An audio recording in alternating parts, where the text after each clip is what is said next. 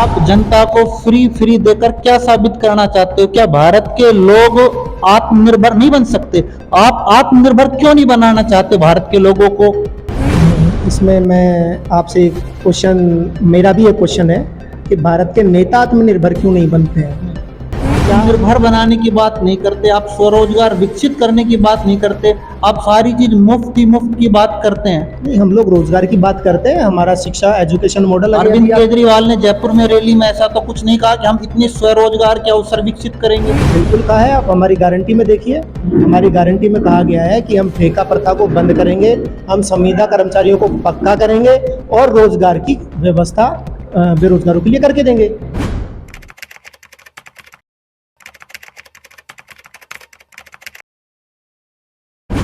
राजस्थान में चुनावी सरगर्मियां तेजी के साथ बढ़ती जा रही हैं। आज हमारे साथ आम आदमी पार्टी के प्रदेश प्रवक्ता महेंद्र मीणा जी जुड़े हैं, उनसे बात करते हैं।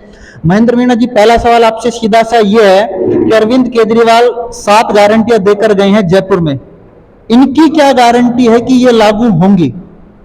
सरकार बनने के साथ ही गारंटियां तो दिल्ली के अंदर आपको पता ही है कि सरकार बनने के तुरंत बाद लागू हो गई थी और पंजाब के अंदर लागू हो रही हैं। और दिल्ली और पंजाब में मैं आपको बताऊं तो कुछ काम तो ऐसे हैं जो हमने गारंटी दी नहीं है, लेकिन वो काम हो रहे हैं। जैसे हमने चुनाव लड़ा तो हमने नहीं कहा कि हम महिलाओं के लिए बस फ्री कर देंगे, लेकिन दिल्ली की महिलाओं को बस फ्री की जा रही है।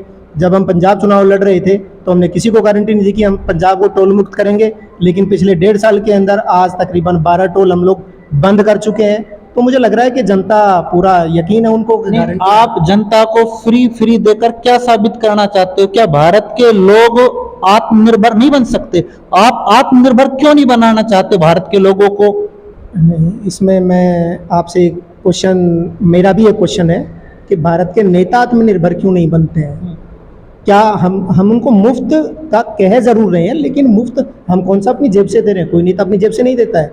ये जनता का ही पैसा है जो जनता को सुविधाओं के रूप में दिया जा रहा है। आप आत्मनिर्भर बनाने की बात नहीं करते, आप स्वरोजगार विकसित करने की बात नहीं करते, आप सारी चीज मुफ्त की बात करते हैं। नहीं, हम लोग रोजगार की बात करते हैं। हमारा शिक्षा एजुकेशन मॉडल। अरविंद केजरीवाल ने जयपुर में रैली में ऐसा तो कुछ नहीं कहा कि हम इतने स्वरोजगार के अवसर विकसित करेंगे। बिल्कुल कहा है। आप हमारी गारंटी में देखिए, हमारी गारंटी में कहा गया है कि हम ठेका प्रथा को बंद करेंगे, हम संविदा कर्मचारियों को पक्का करेंगे और रोजगार की व्यवस्था बेरोजगारों के लिए करके देंगे, ये कहा है। और स्कूल के अंदर हम लोग दिल्ली के अंदर स्कूल एजुकेशन जो हमारा मॉडल है उसमें ये बच्चों को शुरू से ही बता दिया गया है। अभी हम लोगों ने उन लोगों को फेयर के माध्यम से बच्चों को सिखाया है कि आप लोग अपने पैसे से थोड़ा बहुत कंट्रीब्यूट करके, दिल्ली सरकार ने हजार रुपए बच्चों को दिए और उनको उनके आइडियाज़ लिए, बिजनेस आइडियाज़ उनसे लिए और उन्होंने बिजनेस आइडियाज़ एक से एक आइडिया पर काम किया। आप इस प्रकार हर चीज को मुफ्त में बांट रहे हैं तो इतना पैसा बजट आएगा कहां से? ये जनता का पैसा है, बजट की कोई कमी नहीं है। जो ऑलरेडी राजस्थान पर काफी करोड़ों कर्जा है, उसके बावजूद भी ये हालत है, तो फिर आगे आप मुफ्त की बात कर रहे हो। मैं क्या बता रहा हूँ कि सरकार जो है इस समय, जो मौजूदा सरकार है या जो पूर्व में चली गई हैं, उन्होंने उस पैसे को जो भ्रष्टाचार के माध्यम से अपनी जेबें भरने का, अपना घर भरने का काम किया, हम उस पैसे को रोककर जनता की सुविधाओं में लगाएंगे। नंबर 1। नंबर 2, आपने कहा कि राजस्थान पहले से ही कर्जे में है, पंजाब भी कर्जे में चल रहा था। पंजाब के अंदर हमने उनका कर्जा पूरा करने के साथ साथ सुविधाएं देने का काम कर रहे हैं। दिल्ली के अंदर हमने, जब से सरकार बनी है 2015 से लेकर अब 2023 चल रहा है। सर, आप ये नहीं मानते दिल्ली और पंजाब की भौगोलिक स्थितियां अलग थी, राजस्थान की भौगोलिक स्थिति अलग है और हर रूल हर जगह फॉलो नहीं किए जा सकते? नहीं, किए जा सकते हैं यदि नीयत साफ हो तो। और मुझे पूरा विश्वास है, जनता को पूरा विश्वास है कि अरविंद जी की नीयत एकदम साफ है।